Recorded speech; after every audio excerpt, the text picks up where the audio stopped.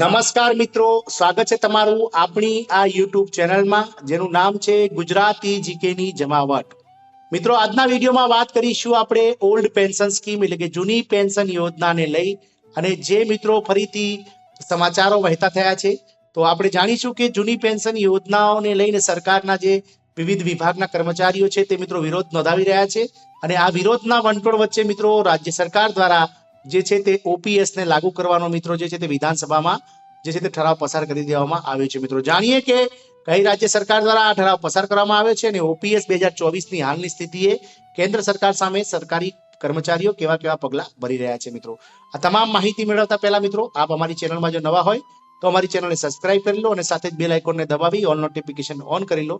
જેથી કરીને અમારી ચેનલ પર મૂકવામાં આવતા વિવિધ ભરતીના નોટિફિકેશન, વિવિધ ભરતીઓના પરિણામ સાથે જનરલ નોલેજને લગતા વિડીયોઝ અને મિત્રો આવા સરકારી કર્મચારી પેન્શનર્સ અને યોજનાને લગતા પરિપત્રો સરળતાથી તમને અમારી ચેનલ પરથી ઉપલબ્ધ થઈ જાય. તો મિત્રો કર્મચારીઓ માટે જે છે તે નવું વર્ષ ખૂબ જ જે છે તે મિત્રો આશાવાળું છે, કારણ કે આ વર્ષે લોકસભાની ચૂંટણી પણ યોજાવા જઈ રહી છે. તો ઓલ્ડ પેન્શન સ્કીમ લઈને મિત્રો હમણાં જ જે છે તે ફરીથી આ ભૂત ધૂળવા લાગી છે, કારણ કે આપ સૌ જાણો છો તે પ્રમાણે ગયા અઠવાડિયે ઓલ ઇન્ડિયા સિવિલ એમ્પ્લોઈઝ જે છે ફેડરેશન એના દ્વારા મિત્રો સરકારને 6 સપ્તાહનું અલ્ટિમેટમ આપવામાં આવ્યું છે અને ભારત સરકારના બે મોટા વિભાગો એટલે કે સિવિલ સર્વિસીસ અને રેલવેના કર્મચારીઓ દ્વારા સરકારને 6 સપ્તાહમાં જો ઓલ્ડ પેન્શન સ્કીમ મુદ્દે કોઈ સચોટ નિર્ણય નહીં લેવામાં આવે તો અમુક ચોક્કસ મુદતની હડતાલ જે છે તેના માટે મિત્રો યુનિયનો દ્વારા મિત્રો તૈયારીઓ શરૂ કરી દેવામાં આવી છે અને સરકારને ક્યાંક ને ક્યાંક ભીસમાં લેવા માટેની તૈયારીઓ હાલ જે છે તે કેન્દ્ર સરકારના કર્મચારીઓ દ્વારા મિત્રો તૈયારી કરી દેવામાં આવી છે. મિત્રો વિવિધ જે યુનિયન છે ઓલ ઇન્ડિયા ડિફેન્સ સ્ટાફ જે છે એમ્પ્લોઈઝ ફેડરેશન, તેમાં મિત્રો વિવિધ રાજ્ય સરકારના જે યુનિયનો છે તેમનો પણ મિત્રો સહકાર મળી રહ્યો છે અને આ જે છે આંદોલન તે હાલ મિત્રો વેગવંતું બની રહ્યું છે. સરકારને હાલ એક બાજુ ઓપીએસ ને લઈને કર્મચારીઓ દ્વારા અને બીજી બાજુ મિત્રો કિસાનો ને આ લઈ અને ખેડૂતો પણ મિત્રો જે છે તે ભાવ વધારો અને પોતાની વિવિધ માંગણીઓ લઈ અને સરકાર સામે મિત્રો જે છે તે હાલ રેલી અને મોરચાઓ કાઢી રહ્યા છે. તો સરકાર મિત્રો હાલ બધી બાજુથી ભરાયેલી છે એટલે ક્યાંક ને ક્યાંક ઓપીએસ ને લઈને ટૂંક સમયમાં એટલે કે હોળી પહેલા માર્ચ મહિના સુધીમાં ક્યાંક ને ક્યાંક સરકાર કંઈક નિર્ણય લઈ શકે છે તેવું દેખાઈ રહ્યું છે. મિત્રો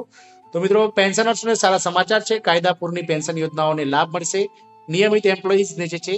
તે પેન્શન સ્કીમ આપવામાં આવશે. ચૂંટણી પહેલા પગલું લેવામાં આવ્યું છે અને આ રાજ્ય સરકાર દ્વારા નિર્ણય લેવામાં આવ્યો છે. મિત્રો આપ સૌને જણાવી દે કે સરકારી કર્મચારીઓ અને પેન્શનર્સ માટે રાહતના ભરેલા સમાચાર છે અને તેની સાથે તે પણ નિયમિત કરવાની પ્રક્રિયા શરૂ થઈ છે કે જે લોકો મિત્રો ખૂબ જ લાંબા સમયથી કોન્ટ્રાક્ટ બેઝ ઉપર કામ કરે છે તો આ રાજ્ય સરકાર દ્વારા જૂની પેન્શન યોજના પણ લાગુ કરવામાં આવી છે